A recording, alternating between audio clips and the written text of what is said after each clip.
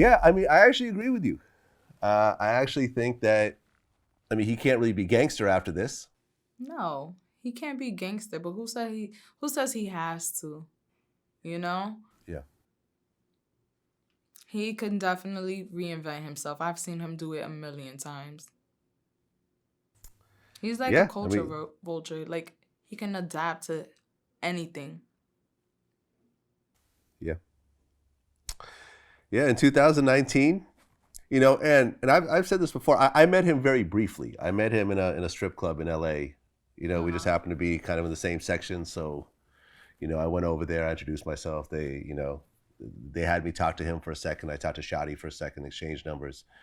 Um, but I could tell from his energy, when he saw me, he was like, "You see, I'm in LA, right, blood? You see, I'm in LA." And I instantly realized, okay, nobody is manipulating this kid. Nobody's pulling the strings and No. making him If do anything, anything. I kind of feel mad. Like really, I kind of feel really sad because I feel like in a way these grown men were manipulated by this little rainbow head kid. They was manipulated by money.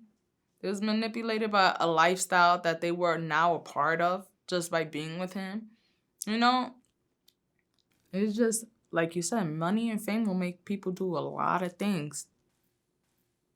And he had Yeah, both. He had both. They were both yeah, accessible to him. yeah. I mean, that's actually. I mean, when you say it out loud like that, it almost seemed like they were manipulated by him. I see it because I was manipulated. He's a narcissist. I'm telling you that now. Like he's very smart. Like I give him that. If I can give Danny credit for anything, his brain works in an evil way, but it's smart. It benefits him, and he's very ambitious. Very ambitious. I've always said he's always been ambitious, but the way that when he's in court, I'm just a 22-year-old kid. You're not a kid. All right, you stop being a kid when you start doing adult things. Okay, I don't want to hear that from anybody. That's it, he works the media. He's great. He's cut out for this business, and not he's not gonna have the same image, and a lot of people aren't gonna fuck with him. But he's used to that already. You know, it's not gonna affect him in a negative way. That's why he just sees it like he doesn't care. Yeah. I mean, I actually looked through the transcript of his guilty plea, and it was very interesting the way it was even set up because it was like, it talked about his stepfather getting killed and how he went to therapy and how he got on antidepressants medication and how it was very much set up for him to look like a victim Yes. in this whole thing. And the court is actually saying this, and I'm reading this going like, wow, this is kind of crazy. And then when you talk about how everyone was manipulated by him, Because I nobody mean, knows.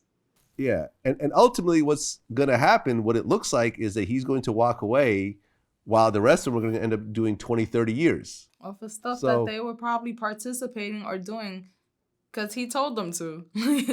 uh, that's just what it is. Um, it just do what you gotta do. Fuck it. If you want to save your own ass, if you feel like that's the route you want to go, then do it. But don't. The thing that bothers me when I see him doing it is when he wants to mention my daughter, like, oh, when I have his lawyers make statements for him, he wants to come home to his daughter. He has a daughter, blah, blah, blah.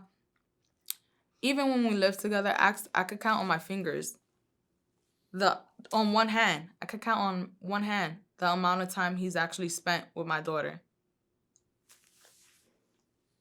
It's just stuff like that. Don't save your own ass, but don't drag my daughter into it. Don't use her as an excuse.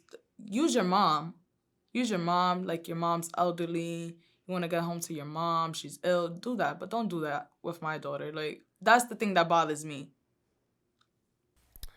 well, I mean, this is a hell of a story, and it really is going to go down as just the epitome of trolling and clout Gone chasing, wrong. gone wrong, Beyond. and working up that ladder to the highest level, to fall to the lowest levels with everyone around him getting 20, 30, 40 years. And telling on people It's not that low and for him. It's really, not. I mean, because he can actually be doing that time, but he's not. You know, that's slow. If he would have to actually do that time. But yeah. I don't see that as being low. I feel like even where he's at, he's being well taken care of. I feel in a sense he's in a daycare. It's just like he's very well taken care of. Well, Sara Molina, I appreciate you coming in Thank and you. telling your story. I think it's an incredible story, and you Thank play you a so much. very important role in this story. Um, I hope that ultimately you and your daughter end up being okay. Um, at the end of the day, he does have a legal income stream from his music and so forth, which your daughter has a share of legally. Yeah. So, you know, I really hope that you end up pursuing whatever means you have to in order to make sure that your daughter is okay financially, because at the end of the day, a person should not be living, making millions of dollars while their kids are living in the hood. I've always believed that. Yeah. Um, but like I said, I definitely appreciate you telling the story. And, with everything you've been through, you seem okay right now. Thank you. Trying to You be. know, it's one day at a time, Yeah, exactly. one day at a time. Well, thank you so much for coming Thank in. you. Thank you for having me. No doubt. Peace.